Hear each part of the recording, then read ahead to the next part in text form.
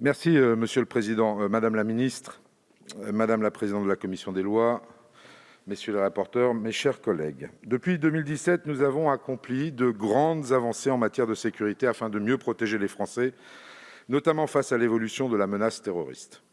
Grâce aux outils adoptés par le Parlement, l'action du gouvernement, de nos forces de sécurité et de nos services de renseignement a permis de déjouer pas moins de 36 attentats en 4 ans. Je voudrais que l'hémicycle se joigne à moi pour rendre hommage à nos services de renseignement. Merci. Il nous reste toutefois, et on l'a remarqué au cours des débats, il nous reste des efforts à réaliser, notamment dans la surveillance et l'accompagnement des sortants de prison condamnés pour terrorisme. Comme nous l'avions rappelé dans cet hémicycle il y a 10 jours, le parquet national antiterroriste et la DGSI estiment que 15 à 20% de ceux qui vont sortir de prison sont encore trop dangereux. C'est pourquoi, tout au long de l'élaboration de ce texte, nous avons veillé à poursuivre notre œuvre commune, comme signalé par M. Larrivé tout à l'heure, tout en l'inscrivant dans un cadre équilibré et proportionné.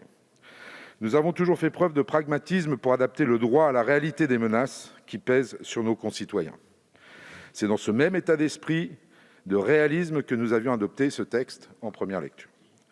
Nous avions tout d'abord pu trouver un consensus avec le Sénat autour des mesures en expérimentation depuis la loi SILT, qui ont fait preuve de leur utilité ainsi que de leur efficacité et que nous devons aujourd'hui absolument pérenniser.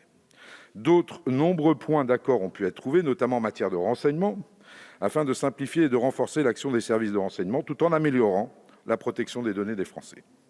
Il en va notamment ainsi de l'amendement adopté en deuxième lecture qui permet de renforcer les garanties des libertés en supprimant la possibilité pour les autorités administratives de transmettre à leur seule initiative des informations aux services de renseignement.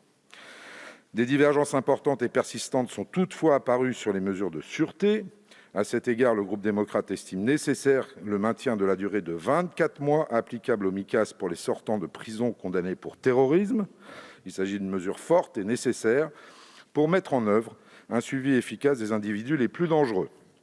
Pour rappel, ma collègue Blandine Brocard, porte-parole de notre groupe, avait porté en première lecture notre amendement visant à créer une nouvelle catégorie de mesures de sûreté afin de distinguer les situations. Nous avons donc conscience des interrogations juridiques que peut poser cette disposition. Néanmoins, nous renouvelons notre confiance dans la capacité du Gouvernement, Madame la Ministre, à défendre l'allongement de la durée des Micas devant le Conseil constitutionnel, si besoin en était. Il est par ailleurs tout aussi nécessaire de maintenir le dispositif des nouvelles mesures de sûreté judiciaire de prévention de la récidive terroriste et de réinsertion dans sa rédaction issue de la première lecture à l'Assemblée. C'est un compromis satisfaisant entre l'impératif de prévention du terrorisme et la préservation des libertés individuelles. Aussi, mes chers collègues, malgré les désaccords du Sénat, nous sommes convaincus que le caractère équilibré, protecteur et réaliste du texte que nous avions adopté en nouvelle lecture permettra de répondre aux objectifs que nous nous sommes fixés. Pour ces raisons, le groupe démocrate votera ce texte tel que nous l'avions adopté en deuxième lecture. Je vous remercie.